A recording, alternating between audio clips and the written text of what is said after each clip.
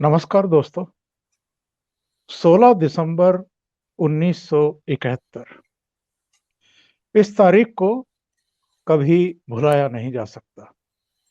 भारत के point of view से भी, पाकिस्तान के भी और बांग्लादेश के भी। ये वो तारीख थी जब पाकिस्तान के 90,000 से अधिक सैनिकों ने सरेंडर किया था भारतीय सेना के सामने और बांग्लादेश का जन्म हुआ था। बांग्लादेश अपनी स्थापना का 50वीं वर्षगांठ मना रहा है। अगले साल उसकी स्थापना के 50 वर्ष पूरे हो जाएंगे।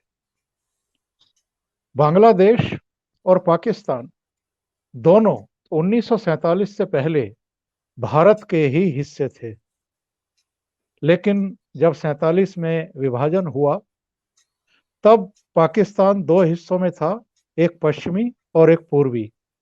लेकिन 1971 में जब मुक्ति संग्राम हुआ और भारतीय सेना ने उसमें दखल दिया तो पाकिस्तान केवल पश्चिमी क्षेत्र में रह गया। जो पूर्वी पाकिस्तान था वो बांग्लादेश बन गया।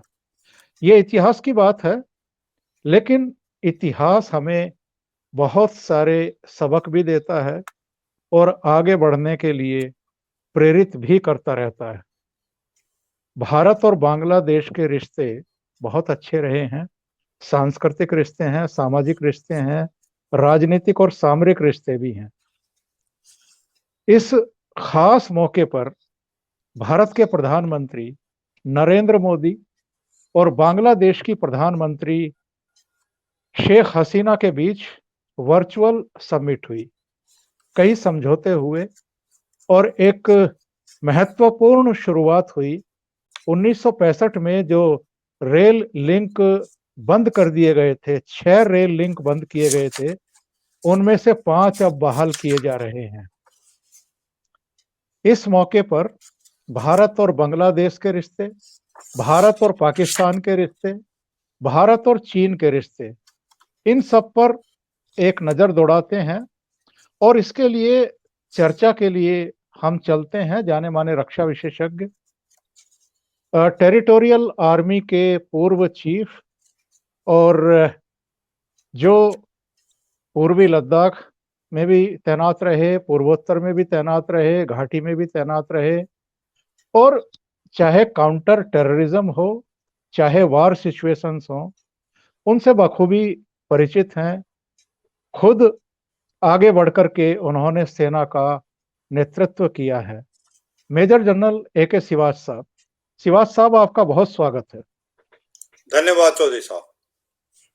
श्रीवास्तव साहब, सबसे पहले तो मैं यही जानना चाहूंगा कि आज प्रधानमंत्री मोदी और बांग्लादेश की प्रधानमंत्री शेख हसीना के बीच जो वर्चुअल समिट हुआ है और जो समझौते हुए हैं, और खास तौर से जो 6 रेल लिंक 1965 के युद्ध के बाद से ही बंद थे, जिनकी वजह से बंगाल का, असम का और पश्चिमी बंगाल का लिंक एक तरीके से टूटा हुआ था, व्यापारिक दृष्टि से भी और पीपुल टू पीपुल आवाजाही के लिए भी ये रेल लिंक कितने अहम हैं, और जो बाकी समझौते हुए हैं ऐसे मौके पर वो कितने अहम हैं। देखो चौधरी साहब, इसमें कोई दो राय नहीं। भारत और बांग्लादेश एक बहुत ही घने मित्र हैं और भारत ने ही बांग्लादेश की मदद की थी उसको इंडिपेंडेंट लेने में। ऐसे आपको पता है कि ये हिस्ट्री बताती है कि जब भारत के दो हिस्से हुए थे, विभाजन हुआ था 1947 में, तो पाकिस्तान दो हिस्से में था, ईस्ट पाकिस्तान और वेस्ट पाकिस्तान। जो ईस्ट पाकिस्तान था वो बंगाली बोलने वाले लोग थे, जिस प्रकार से हमारे बंगाली बोलने वाले वेस्ट बंगाल में रह गए। और जो बाकी जो था वेस्ट पाकिस्तान, उसमें ज्यादा डोमिनेट था पंजाबी जो पाकिस्तानियों का। तो उसके बाद हुआ क्या कि सबसे पहले क्या ऐसी वजह थी कि जिस प्रकार से 25 साल के अंदर ही एक देश जो रिलीजन पे पैदा हुआ था उसका विभाजन हो गया। उसकी एक वजह बहुत ये थी, देखो कि हर आदमी को अपनी भाषा पसंद बहुत प्यारी लगती है। जब बांग्लादेश जो है बंगालियों का है और बंगाली लैंग्वेज के लिए बहुत प्यार करते हैं। जब 1948 में पाकिस्तान के क्वादी आजम जिन्ना साहब वहां आए तो उन्होंने बोला कि वन नेशन वन लैंग्वेज, और उसके बाद जो ऑफिशियल लैंग्वेज उर्दू को थोप दिया गया, और ये उनके लाइकिंग में नहीं था। वो चाहते थे कि बंगाली को भी एक ऑफिशियल लैंग्वेज बनाई जाए, मगर वो नहीं बनाई गई। और उसी समय ही इनको इंडिपेंडेंस का बीज बो दिया गया था। और उसके बाद जिस प्रकार से वेस्ट पाकिस्तान ने इनको दबाने की कोशिश की, ये भी हिस्ट्री है। 1971 के 70 के अंदर जब इलेक्शन हुए तो शेख मुजीबुर रहमान की अवामी लीग जीत के आई और उसको मेजोरिटी मिली, मगर भुट्टो ने इसको एक प्रकार से गवर्नमेंट बनाने का और पावर देने से मना कर दिया, क्योंकि वो उसके साथ मिलके चीफ ऑफ आर्मी स्टाफ साथ। तो इसका मतलब ये था कि जो भेदभाव हो रहा था ईस्ट पाकिस्तान में बंगालियों के ऊपर, वो उनको पसंद नहीं था। लैंग्वेज उनको ऊपर थोपी गई थी और उस समय उन्होंने अपने आप को डिक्लेयर कर दिया था इंडिपेंडेंस मार्च 1971 में ही। और फिर मुक्ति बाहिनी बनाई गई। मुक्ति बाहिनी को भारत की फौज ने ट्रेन किया और भारत की फौज ने उसको सब मदद दी। और उसके बाद भारत और पाकिस्तान का युद्ध हुआ दिसंबर में, और उसके बाद 16 दिन में ही भारत ने बांग्लादेश को पाकिस्तान से आजाद करा दिया। ये मैं इसलिए बता रहा हूं कि एक इतनी बड़ी महत्व की बात है, इतनी बड़ी जीत सेकेंड वर्ल्ड वॉर के बाद पहली हुई थी, जहां 93,000 प्रिजनर ऑफ वॉर हुए, पाकिस्तान ने हाथ खड़े कर दिए। अगर वो लड़ते तो 2 से 3 महीने लड़ सकते थे, उनके पास इतना असला और हथियार थे। अगर वो लड़ते तो उस समय जो अमेरिका थी वो फुल सपोर्ट में आ रखी थी पाकिस्तान।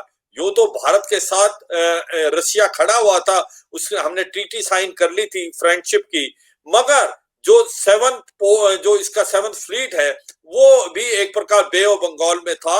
और अगर ये लड़ाई कुछ टाइम और चलती तो हो सकता था अमेरिका और यूके इंटरफेयर कर सकते थे, मगर ये एक ऐसी लड़ाई थी जो कि एक सुनहरे शब्दों में लिखी जाएगी।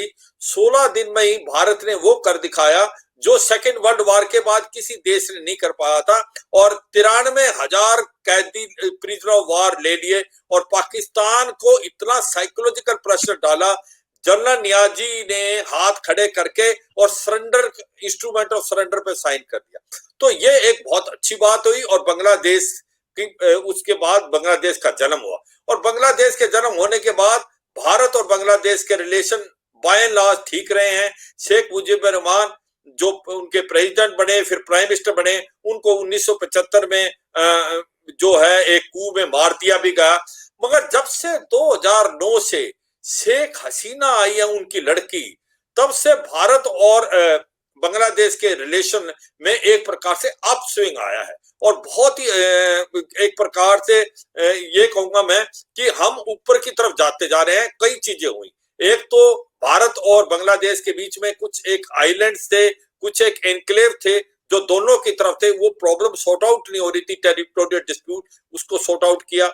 उसके बाद एक प्रकार से आपके कुछ आइलैंड्स की मैरीटाइम बाउंड्री थी, उसको सॉर्ट आउट किया। और अभी जो रह गया है मेन मुद्दा तेस्ता वाटर का है, जिसके अंदर थोड़ा कॉम्प्लेक्स है, कॉम्प्लिकेटेड है, उसको भी आने वाले के समय सॉर्ट आउट कर देंगे।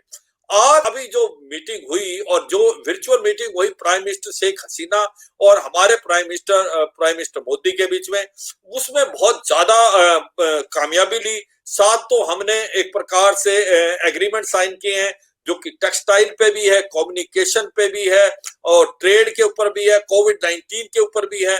और उसके साथ साथ हमने देखो, भारत एक ही देश था पहले 1947 से पहले, और हमारी कनेक्टिविटी ईस्ट पाकिस्तान के थ्रू, मतलब कि बंगाल के थ्रू थी नॉर्थ ईस्ट में। और वो 1965 के अंदर रेलवे लाइन सारी की सारी बंद हो गई थी लड़ाई के बाद। और जो कि 6 रेलवे लाइन हैं जो बहुत इंपॉर्टेंट है भारत के नॉर्थ रेस्ट ऑफ इंडिया से नॉर्थ ईस्ट में जाने के लिए, अगर हम इसका इस्तेमाल करें तो हम जल्दी पहुंच सकते हैं। उसमें जो एक हल्दीबारी चिल्लाहट्टी रेलवे लाइन है उसको भी इनॉग्रेट किया गया, और वो जो 4 हैं वो पहले होगी और एक के अलावा सारी होगी। तो कम्युनिकेशन के ऊपर बहुत ज्यादा ध्यान देगा। कोविड-19 का बताया गया, जब भारत इंडिया जो नेबरहुड फर्स्ट की पॉलिसी है, जैसे ही भारत के पास कोविड-19 की वैक्सीन बनेगा और बन के तैयार होगा, तो जो बांग्लादेश एक पहला देश होगा जिसको हम ये कोविड-19 का वैक्सीन देंगे। उसके साथ साथ भारत ने कहा टेक्सटाइल के ऊपर, देखो आपको पता होना चाहिए चौधरी साहब कि आज सुपर पावर है बांग्लादेश टेक्सटाइल के मामले में, भारत से भी आगे निकल गया और हमें सीखने की बहुत जरूरत है बांग्लादेश से। बांग्लादेश दो तीन चीजों में बहुत अच्छा कर रहा है। एक तो उसकी इकोनॉमी जो है फास्टेस्ट ग्रोइंग थी, one of the fastest growing in south Asia. Second बात, रूरल बैंकिंग में अच्छा है और एक रूरल हेल्थ में, जो भारत भी मिलाप करके आपस में एक आपस में फायदा उठाना चाहता है। तो ये 4-5 आज 7 एग्रीमेंट हुई जिसके अंदर कनेक्टिविटी बहुत ज्यादा थी, जो अभी हमने बताया। उसके बाद हम अपना जो है एक प्रकार से इनको 4G भी दे रहे हैं और इसके बाद हमारा क्या है कि लोकोमोटिव दिए हैं मैंने 10 रेलवेज के, और इसके साथ साथ भारत ने उसको बाकी मिलिट्री इक्विपमेंट देने का भी प्रॉमिस किया है। जनरल साहब, इस मौके पर एक बंगबंधु और बापू प्रदर्शनी का उद्घाटन भी वर्चुअली किया है प्रधानमंत्री मोदी और शेख हसीना जी ने। और शेख हसीना भारत के योगदान को नहीं भूली, भारतीय सेना की सराहना करना नहीं भूली, और 1971 की जंग में भारतीय सेना ने जो पराक्रम दिखाया था और हमारे जो सैनिक वीर गति को प्राप्त हुए थे उनको श्रद्धांजलि देना भी नहीं भूली। और उन्होंने ये भी कहा कि भारत की वजह से ही हम आजाद हैं, भारत की वजह से ही ये देश बना है।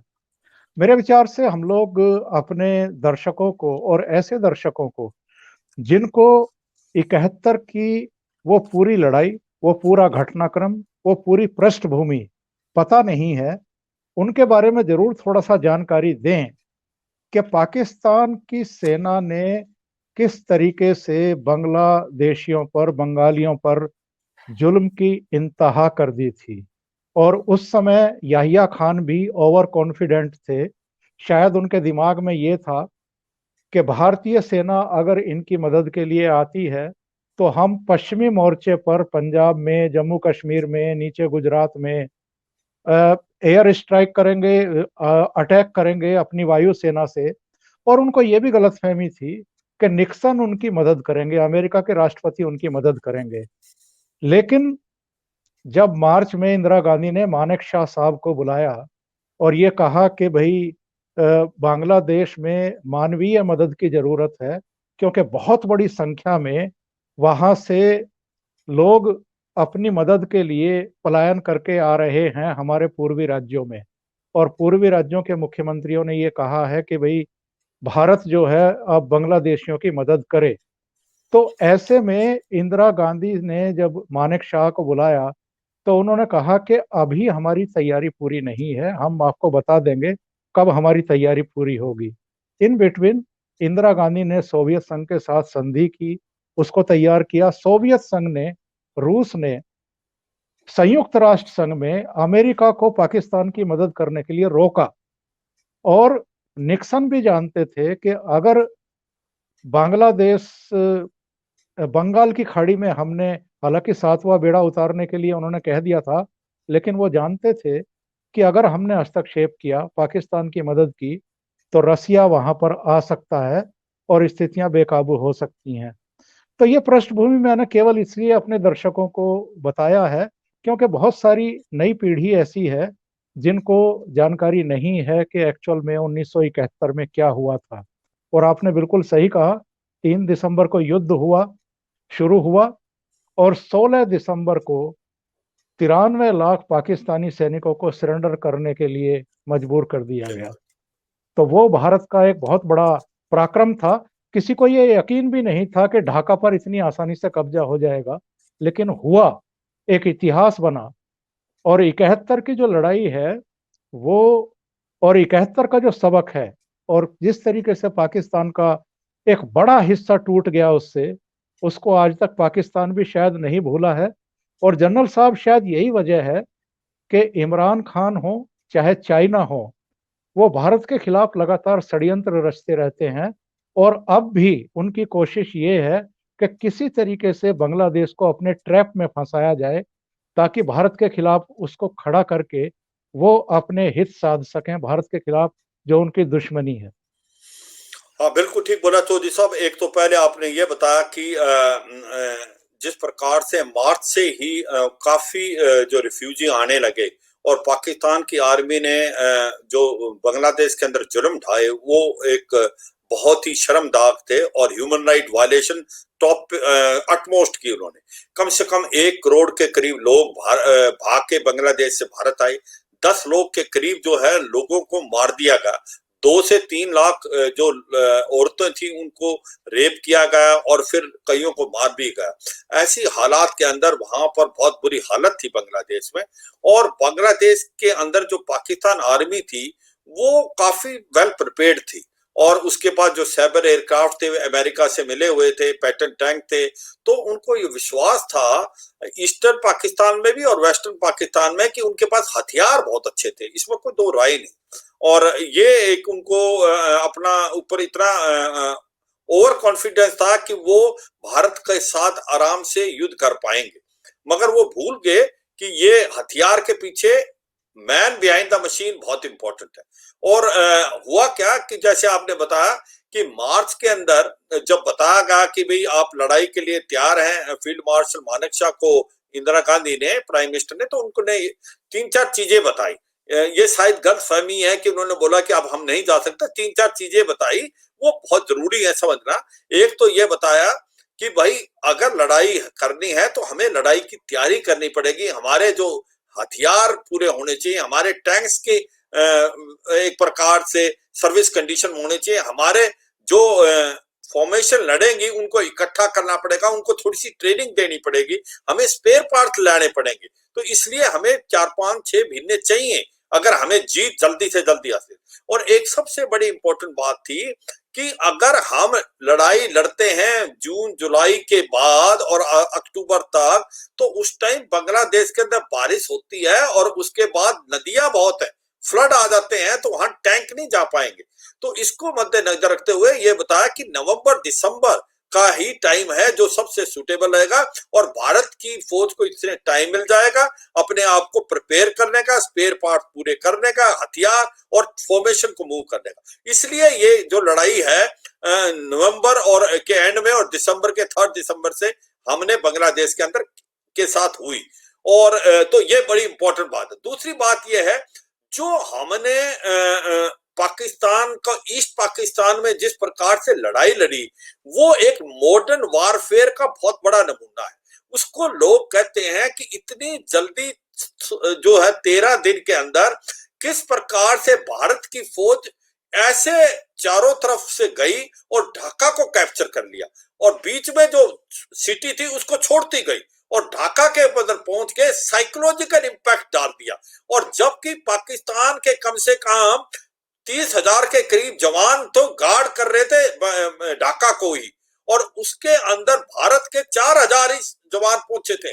मगर ऐसा साइकोलॉजिकल माहौल पैदा किया कि उनको ऐसा लगा कि भाई हम हार चुके हैं, अगर हमने हथियार नहीं डाले तो यहाँ पर ब्लड बाथ हो जाएगा। और जनरल न्याजी को इस प्रकार से साइकोलॉजिकली डिप्रेस कर दिया कि जनरल जैकब ने, जो चीफ ऑफ स्टाफ थे ईस्टर्न कमांड के, वो एक बार सरेंडर करने के लिए तैयार हो गई।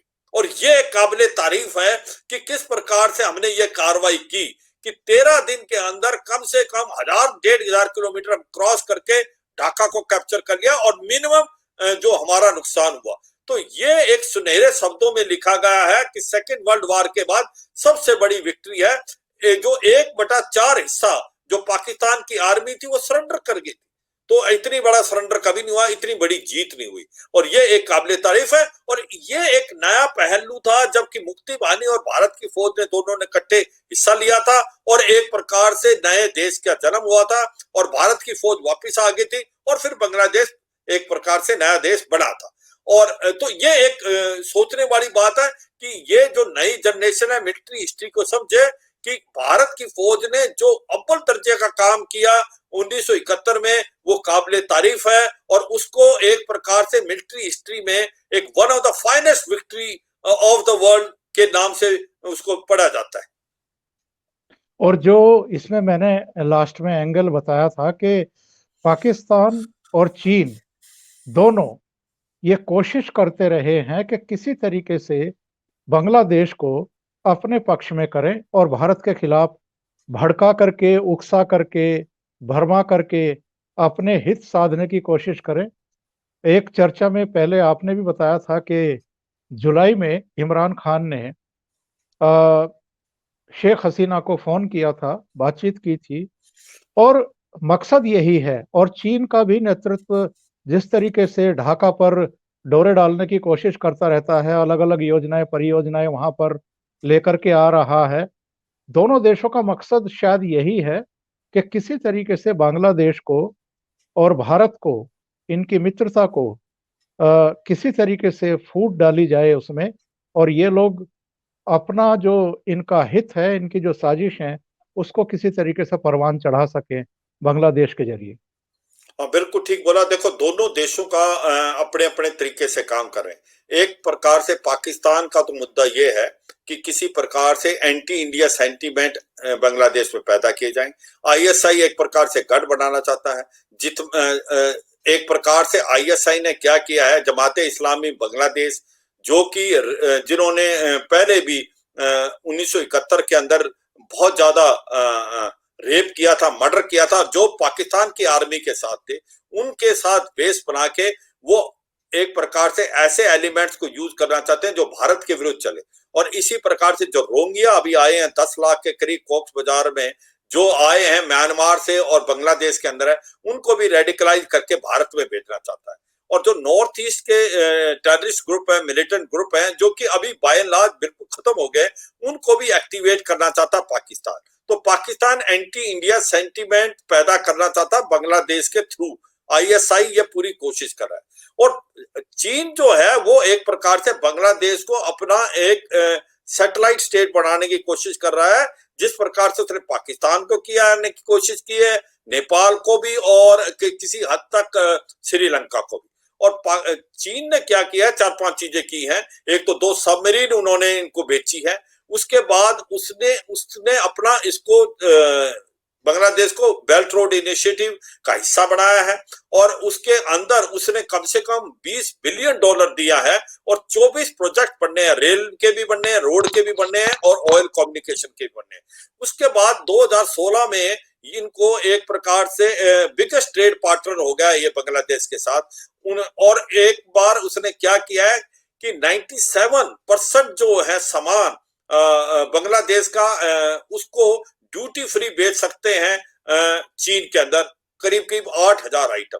उसके बाद इन्होंने क्या किया है, जो अभी हमारा जो तेस्ता वाटर डिस्प्यूट चला है, और हम चाहते हैं कि सॉर्ट आउट हो जाए भारत और बांग्लादेश में, क्योंकि थोड़ी सी कॉम्प्लेक्स प्रॉब्लम है, इंटरनल पॉलिटिक्स है बंगाल की, इसके कारण नहीं हो रहा। मगर अभी चाइना ने $1 बिलियन दिया है वाटर मैनेजमेंट जो प्लांट्स बनाने के लिए इस तीस्ता रिवर पे। अभी जो सिलेट का एयरपोर्ट था वो भी एक चाइनीज फर्म को मिल गया, इंडियन फर्म को नहीं मिला। तो धीरे धीरे ऐसा लगता है कि ऐसा ना हो कि चीन जो है अपना बांग्लादेश के अंदर, जिस प्रकार से वो नेपाल में आया है, जिस प्रकार से वो श्रीलंका में आया है या पाकिस्तान में, कि चीन कहीं बांग्लादेश को डेप्थ ट्रैप में तो नहीं डाल दे। ये हमने बताया है बांग्लादेश को, और बांग्लादेश भी समझता है। पर बांग्लादेश का प्रॉब्लम क्या है, ये सभी जो गरीब देश हैं, इनको पैसा चाहिए, इन्वेस्टमेंट चाहिए, और वो इन्वेस्टमेंट जो है चीन के पास ज्यादा डीप पॉकेट्स हैं, वो करता है। मगर अभी भारत बड़ी कोशिश कर रहा है, ये लाइन ऑफ कम्युनिकेशन खोल दी है, ये अभी जो 6 की 6 रेलवे लाइन, उसके बाद जो चिटागोंग का पोर्ट है वो भी नेपाल ने, बांग्लादेश ने दे दिया है, जिससे हम अपना जो है शिप की जो सामान है नॉर्थ ईस्ट से उधर से ले जा सकते हैं। और उसके साथ साथ भारत ने भी कनेक्टिविटी दी है, एक नेपाल को भी, भूटान को भी, जो कि चिटागोंग पोर्ट में आ सकते हैं भारत के थ्रू। तो एक प्रकार से भारत और जो बांग्लादेश के रिलेशन मिलिट्री टू मिलिट्री बड़े अच्छे हो रहे हैं, ट्रेनिंग करना आपस में, दोनों देशों के बीच के अंदर एक्सरसाइज करना, नेवल एक्सरसाइज करना, ये एक बढ़ाव है, क्योंकि वो दो आर्मी मुक्ति बाहिनी जो भारत और की फौज और मुक्ति बाहिनी इकट्ठे लड़े थे, तो वो हमारे पास बड़ा स्कोप हम कर रहे हैं। मगर जो चीन है, सच्चाई ये है कि हमें ध्यान देना पड़ेगा, और कहीं ना कहीं जो मिसअंडरस्टैंडिंग है जो भारत और चीन के बीच में हो गई थी, भारत और नेपाल के बांग्लादेश के बीच में, उसको हमें दूर करना पड़ेगा। स्पेशली सिटीजन अमेंडमेंट एक्ट और एनआरसी जो है, नेशनल रजिस्टर ऑफ सिटीजन, वो हमने बताया है शेख हसीना को, और शेख हसीना भारत के प्रो है, क्योंकि ये शेख मुजीबुर रहमान की लड़की है, और इनकी जो पूरी फैमिली जो आप बता रहे थे, उसको भी हमने ही बचाया था, जो इंडियन आर्मी ने 1971 में, नहीं तो उनको खत्म कर दिया जाता पाकिस्तान आर्मी का, एक कर्नल साहब ने उनको बचाया था। तो मेरा मतलब यह है कि ये सच्चाई है कि चीन पूरी कोशिश कर रहा है कि कहीं ना कहीं बांग्लादेश के अंदर उसका होल्ड हो जाए, और बांग्लादेश को वो एक प्रकार से डेप्थ ट्रैप में ले ले। मगर और वो रीजन यही है क्योंकि उसके बाद डीप पॉकेट्स है। मगर इससे हमने वाकिफ कराया है बांग्लादेश को, और बांग्लादेश इसको समझता है, इसलिए वो सोच सोच के चल रहा है। और इसी प्रकार जो पाकिस्तान है, वो एक ऐसा देश है जो कि आईएसआई की मदद से काफी एंटी इंडिया सेंटीमेंट पैदा कर सकता है।